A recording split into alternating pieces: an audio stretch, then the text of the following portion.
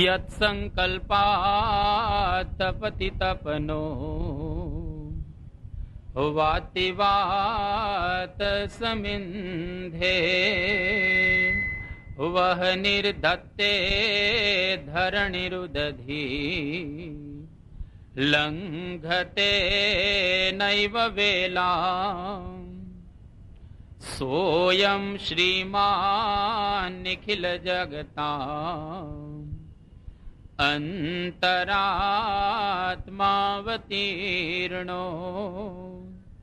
ધર્મમ રક્ષન દિશતુ કુશલમ સ્વામિનારાયણો નઃ. શ્રી સહજાનંદાય નમો નમઃ. શ્રી અક્ષર પુરુષોત્તમાભ્યામ નમો નમઃ. શ્રી ગુણાતીતાનંદ સ્વામી મહારાજાય નમો નમઃ. શ્રી ભગતજી મહારાજાય નમો નમઃ. શ્રી શાસ્ત્રીજી મહારાજાય નમો નમઃ. શ્રી યોગીજી મહારાજાય નમો નમઃ. શ્રી પ્રમુખ સ્વામી મહારાજાય નમો નમઃ. દિલ્હી અક્ષરધામ મહોત્સવની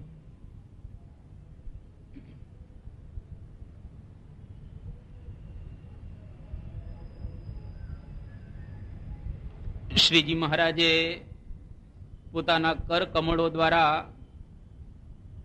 શિક્ષાપત્રી લખી. જે શિક્ષાપત્રીનું આપણે પાન કરી રહેલા છીએ એ શ્રીજી મહારાજ આપણને 13મા શ્લોકની અંદર બતાવી રહેલા છે, જેનું આપણે નિરૂપણ કરતા હતા કે સ્ત્રિયા ધનસ્ય વા પ્રાપ્તે સામ્રાજ્યસ્ય ચ વાક્વચિત મનુષ્યસ્ય તુ કસ્યાપી હિંસા કાર્યાન સર્વથા. મહારાજ કહે છે કે સ્ત્રીની પ્રાપ્તિ માટે, ધનની પ્રાપ્તિ માટે અને સામ્રાજ્યની પ્રાપ્તિ માટે કોઈ પણ માણસની હિંસા ન કરવી જોઈએ. સૌથી પહેલા શ્રીજી મહારાજ સામાન્ય હિંસાની આપણને ના પાડે છે. ત્યાર પછી શ્રીજી મહારાજ વૈદિક હિંસા ન કરવી જોઈએ એનો પણ નિષેધ કરે છે. અને હવે મહારાજ આપણને બતાવી રહ્યા છે કે કોઈ પણ મનુષ્યની જે હિંસા થાય છે એના મૂળમાં 3 વસ્તુ રહેલી છે. એક તો સ્ત્રીની પ્રાપ્તિ માટે હિંસા કરતા હોય છે. બીજી વાત મહારાજ બતાવે છે કે ધનની પ્રાપ્તિ કરવા માટે પણ લોકો હિંસા કરતા હોય છે. અને ત્રીજી વાત મહારાજ કહે છે કે સામ્રાજ્યની પ્રાપ્તિ કરવા માટે પણ લોકો હિંસાનું આચરણ કરતા હોય છે. આ 3ની પ્રાપ્તિ જો ન થાય તો લોકોને ગમતું હોતું નથી. એટલા માટે લોકો એન કેન પ્રકારેણ આ 3ની પ્રાપ્તિ કરવા માટે લાલાયિત થતા હોય છે. એટલે શ્રીજી મહારાજ અહીંયા આગળ કહે છે કે જે કઈ દુનિયાની અંદર કજિયાઓ થાય છે, દુનિયાની અંદર જે કઈ યુદ્ધો અત્યાર સુધી થયેલા છે એ 3ના પાયામાં આ 3 વસ્તુ રહેલી છે. જર, જમીન ને જોરું, એ 3 કજિયાના છોરું. જર, જમીન અને જોરું. જર એટલે પૈસો, જમીન એટલે સામ્રાજ્ય અને જોરું એટલે સ્ત્રી. જર, જોરું અને જમીન આ 3 છે એ કજિયાના છોરું છે. એટલે જે ક્યાં કોઈ પણ જગ્યાએ કજિયો થાય તો જોઈ લેવું કે આ 3માંથી એક કારણ હશે. પછી ઘરમાં કજિયો થાય, કુટુંબમાં કજિયો થાય, ગામમાં ક્લેશ થાય, તાલુકામાં કજિયો થાય, કે પછી રાજ્ય લેવલે અથવા તો ભારત કે વિશ્વ લેવલે કઈ યુદ્ધો થાય, એ યુદ્ધોના પાયાની અંદર આ 3 વસ્તુ હંમેશને માટે એ સમાયેલી છે. એટલે શ્રીજી મહારાજ અહીંયા આગળ કહે છે કે આ 3ની પ્રાપ્તિ માટે પણ કોઈ સંજોગોમાં આપણે હિંસા ન કરવી જોઈએ. પહેલી વાત મહારાજ કહે કે સ્ત્રીયા, એટલે કે સ્ત્રીની પ્રાપ્તિ માટે હિંસા ન કરવી જોઈએ માણસની. ભારત વર્ષની જ વાત કરીએ તો આપણા ભારત વર્ષની અંદર કેટલા બધા યુદ્ધો થયા છે, પરંતુ જે યુદ્ધને આપણે બિરદાવીએ છીએ, જે યુદ્ધને વખાણીએ છીએ, એવું જો યુદ્ધ હોય તો એ યુદ્ધ છે મહાભારતનું યુદ્ધ. મહાભારતના યુદ્ધના પાયાની અંદર જો ગણવામાં આવે તો શું હતું? બસ જમીન પ્રાપ્ત કરવા માટેનું આ એક યુદ્ધ હતું. દુર્યોધનને કહેવામાં આવેલું હતું કે આ તારા જ ભાઈઓ છે, એને તું 5 ગામડા આપી દે, ફક્ત 5 ગામડા પાંડવોને તું આપી દે, એક એક ગામડામાંથી એ લોકો નિર્વાહ કરશે.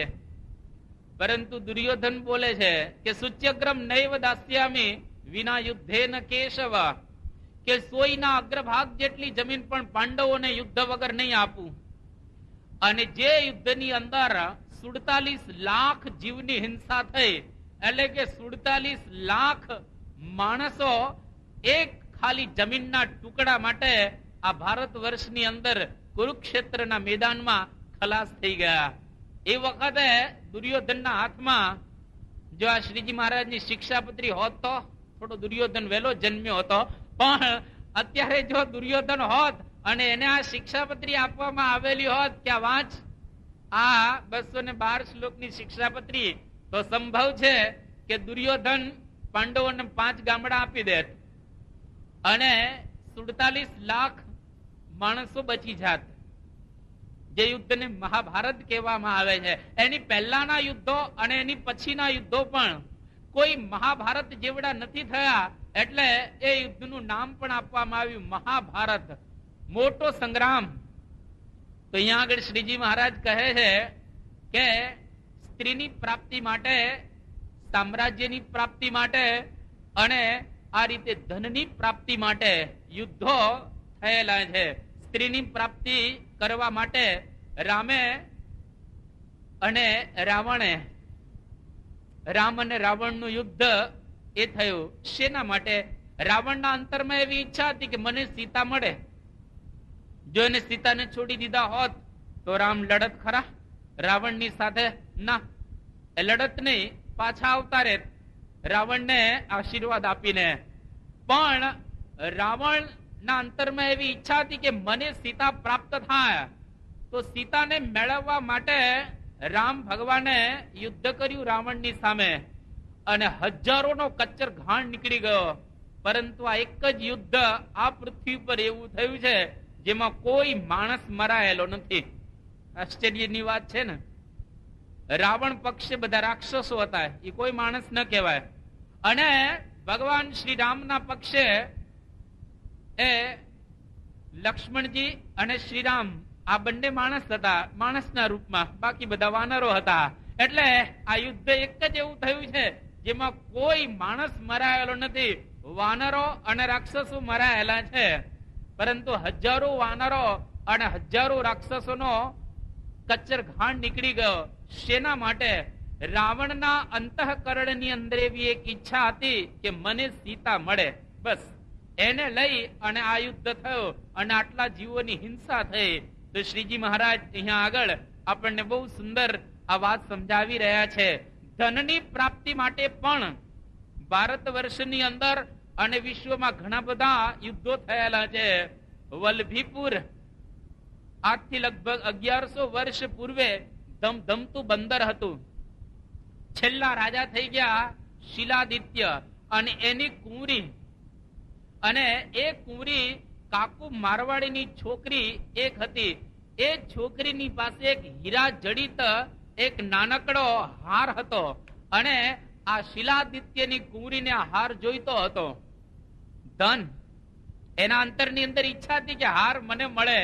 પેલાને વાત પણ કરી કાકુ મારવાડીને કે ભાઈ તારી છોકરીનો હાર આપ, પણ પેલી છોકરી માની નહીં અને સોનાની આ હાંસડી જોઈ અને શિલાદિત્યની કુંવરીને પ્રાપ્ત કરવાની ઈચ્છા થઈ, ન આપી અને બળજબરીથી લઈ લીધી. કારણ કે રાજાની કુંવરી હતી એટલે જયારે લીધી બળજબરીથી, તો આ તો મારવાડી હતા અને મારવાડી કોઈ દિવસ પાછા વળે નહીં, એટલે એને એક રાજાને આમંત્રણ આપ્યું અને પરદેશી રાજાઓની સહાયતા પ્રાપ્ત કરી અને મારવાડીએ શિલાદિત્ય ઉપર ચડાઈ કરી, આખું રાજ લઈ લીધો અને વલ્લભીપુરનું પતન થઈ ગયું. એક ખાલી હાંસડી હીરા જડિત એને મેળવવા માટે આખા રાજ્યનો સંહાર થઈ જાય. એની ઉપરથી આપણને ખ્યાલ આવે કે ધન માટે શું નથી થતું. બધા અનર્થોનું જો મૂળ કોઈ બતાવવામાં આવેલું હોય મહાભારતમાં તો ધન. તો તમને તરત જ પ્રશ્ન થશે કે ભાઈ ધન જો અનર્થનું મૂળ હોય તો ધન તો બહારના પ્રાણ કહેવાય, બહિર પ્રાણ. ધન વગર ક્યાં ચાલે છે? અરે અહીંયા આગળ આવવું હોય કથા સાંભળવા માટે તોય ધન તો જોઈએ ને. સ્કૂટરમાં પેટ્રોલ એ ધન જ છે, અરે ગાડીમાં પેટ્રોલ ધન જ છે, તમે રિક્ષામાં આવો ધન છે. તો ધન વગર તો કઈ થતું નથી. પણ અહીંયા આગળ શ્રીજી મહારાજ એ કહેવા માંગે છે કે ધન ચોક્કસ રાખો, પણ ધનને માટે કોઈની હિંસા નહીં કરવાની. કોઈ માણસને ધન માટે એ મારવો ન જોઈએ. ભાગવતની અંદર એક કથા આવે છે સ્યમંતક મણીની. આ મણી એવો હતો દરરોજ 18 ભાર સોનું આપતો, કોઈક 8 ભાર પણ કે છે, એટલે કે દરરોજનું લગભગ 40 મણ સોનું આપતો. આ મણી એવો હતો જેને કોહિનૂર હીરો કહેવામાં આવે છે. એ ભગવત ગોમંડલમાં એની કથા વિસ્તારપૂર્વક આપવામાં આવી છે. અને આ કોહિનૂર હીરો લંડનમાં ધ ટાવર ઓફ લંડન એક મ્યુઝિયમ છે ઇંગ્લેન્ડની અંદર, એમાં રાખવામાં આવ્યો છે. એકદમ પરિશુદ્ધ હીરો છે. જેટલા કઈ હીરા દુનિયામાં છે એમાં પરિશુદ્ધ હીરો હોય તો આ કોહિનૂર છે, અને એની કિંમત કોઈ આંકી શકતા નથી. એ ભારત વર્ષનો એક સ્યમંતક મણી હતો, એવી એક ગાથા એ આપવામાં આવેલી છે. જે હોય તે, પરંતુ એ સ્યમંતક મણીને પ્રાપ્ત કરવા માટે કેટલા બધાનું મૃત્યુ થયેલું છે, જેની કથા આપણે વિસ્તારપૂર્વક અત્રે કહેતા નથી. તો અહીંયા આગળ શ્રીજી મહારાજ ધનની વાત કરી અને સામ્રાજ્યની વાત કરે છે કે સામ્રાજ્યને મેળવવા માટે પણ ઘણા ઘણા યુદ્ધો થયેલા છે. તમે જો રશિયાની અંદર ઈસવીસન 1762 જર્મનની એક કુંવરી હતી જેનું નામ કેથેરાઇન, અને પોતાના પતિ પીટર, આ પીટર ત્રીજાને મારી અને પોતે રાજગાદી ઉપર ચડી ગઈ સામ્રાજ્યની પ્રાપ્તિ કરવા માટે. એટલે કે સામ્રાજ્યને ભોગવવા માટે પોતાના પતિને મારી નાખ્યો અને પોતે બેસી ગયે. સિકંદરે લગભગ અડધી દુનિયા પોતાને કબજે કરી લીધેલી. શેના માટે? સામ્રાજ્ય મેળવવા માટે. પોતે એક રાજા બની જાય, લોકો ઉપર રાજ સારી રીતે કરી શકાય એટલા માટે હજારો ને લાખો નો કચ્ચર ઘાણ કાઢી નાખ્યો. નેપોલિયન બોનાપાર્ટે કેટલાયને મારી નાખેલા.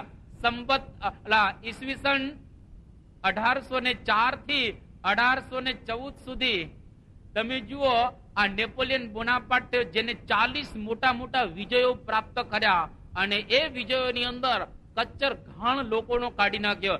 રશિયાની અંદર એક સ્ટાલિન થઈ ગયો.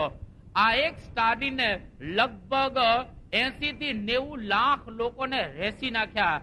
કેના માટે? તો કે સામ્રાજ્ય પ્રાપ્ત કરવા માટે. લગભગ 70,000 ગામડાઓની અંદર લોકોને મારી નાખ્યા એક ગાદીને પ્રાપ્ત કરવા માટે.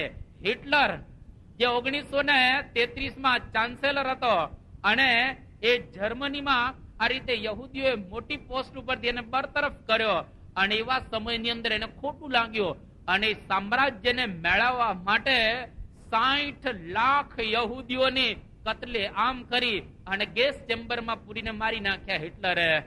વિચાર કરો, આ શિક્ષાપત્રી કેટલી બધી અદ્ભુત એક વાત આપણને કહી રહેલી છે.